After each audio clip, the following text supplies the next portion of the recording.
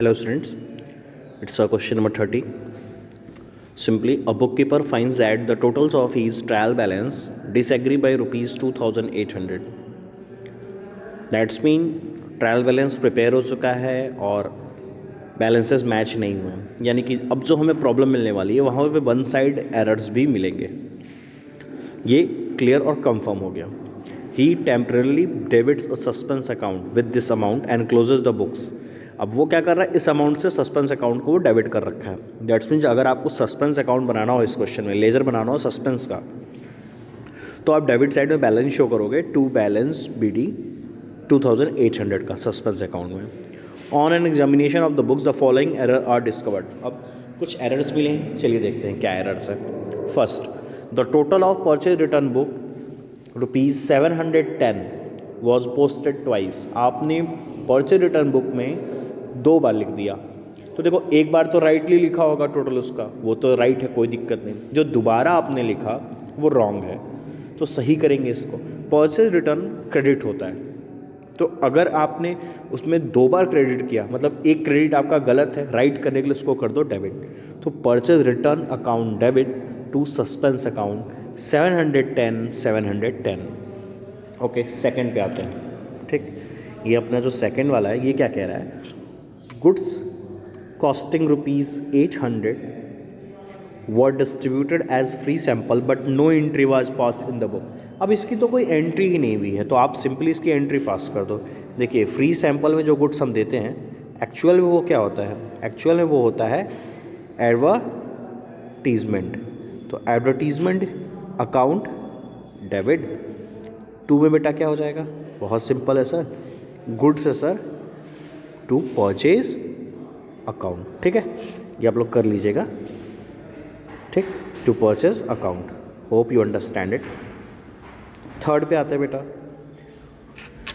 Purchase of machinery for ₹5600 on credit was recorded in purchase book as 6500। अब देखिए, जब आप परचेज कर रहे हैं मशीनरी को, तो मशीनरी एक्चुअल में आपका डेबिट होगा। ठीक है बेटा, क्या डेबिट होगा, मशीनरी। कितने से, 5600 से। ठीक, लेकिन आपने परचेज बुक में रिकॉर्ड किया इसको। ठीक है, परचेज बुक में कितना रिकॉर्ड कर दिया, 6500। गलत हो गया ना, तो टू परचेज 6500। ठीक है, अब बेटा ये जो डिफरेंस है 900 का, वो कहाँ जाएगा सर, डेबिट में ही जाएगा। लेकिन ये डेबिट में किसके जाएगा पता है आपको, एक्चुअल में ये क्रेडिट पे है, ये क्रेडिटर में जाएगा। अब कुछ लोग कह रहे होंगे कि सर ये कैसे, नहीं समझ में आया। देखो, जब आपने परचेज बुक में लिखा होगा, जब आपने इसको परचेज बुक में रिकॉर्ड किया होगा बेटा, बहुत सिंपल सा है, जब आपने इसको परचेज बुक में रिकॉर्ड किया था, तो 6500 के लिए आपने क्रेडिटर ही तो यूज़ किया होगा जिनसे उधार खरीदा है, यस और नो। जबकि मशीनरी जिससे ली है क्रेडिटर से, वो 5600 का, तो 900 का जो डिफरेंस है वो डेबिट होगा किस में, क्रेडिटर में। एंट्री क्या होगी, machinery debit 5600, creditor debit 900, to purchase 6500।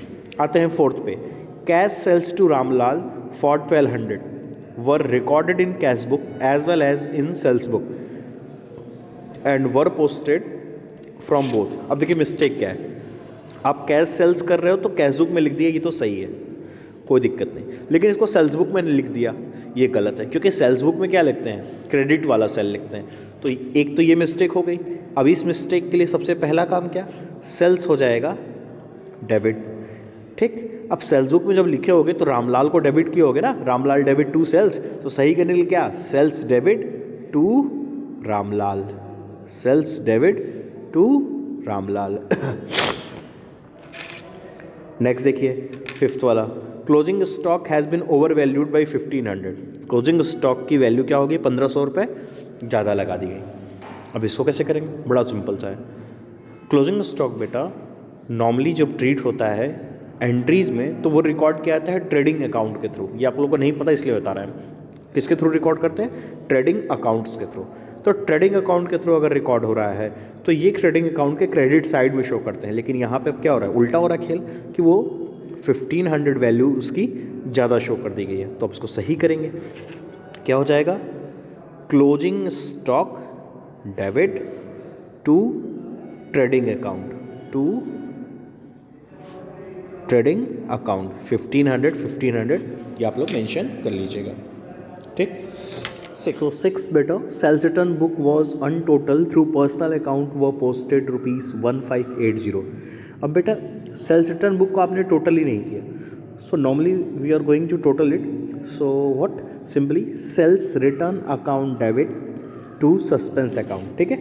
आप क्या करोगे, sales return account debit to, अब बेटा यहाँ पर वन साइड एरर है तो सस्पेंस से हम लोग एडजस्ट कर लेंगे, ठीक है।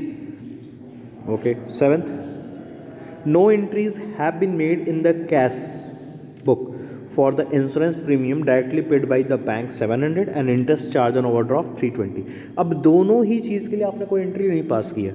और आप ज़रा ये बताइए, बहुत ही सिंपल सा है, इंश्योरेंस प्रीमियम पे कर रहे हैं और इंटरेस्ट जो ओवरड्राफ्ट पे चार्ज हो रहा है वो, तो दोनों ही क्या है, एक्सपेंस है। सिंपल सा है, इंश्योरेंस प्रीमियम डेबिट और बेटा आपका इंटरेस्ट भी क्या हो जाएगा, डेबिट टू क्या, बैंक के थ्रू है ना, टू बैंक, ठीक है। Okay, last, a sum of 200 for drawings on the credit side of cash book was not posted to the drawing account. आपने इसको ड्राइंग अकाउंट में पोस्ट नहीं किया, तो बेटा अब इसको हम लोग पोस्ट कर लेते हैं ना, क्या दिक्कत है। Drawings debit to suspense account, ठीक है। Hope you understand this question. That's all for today.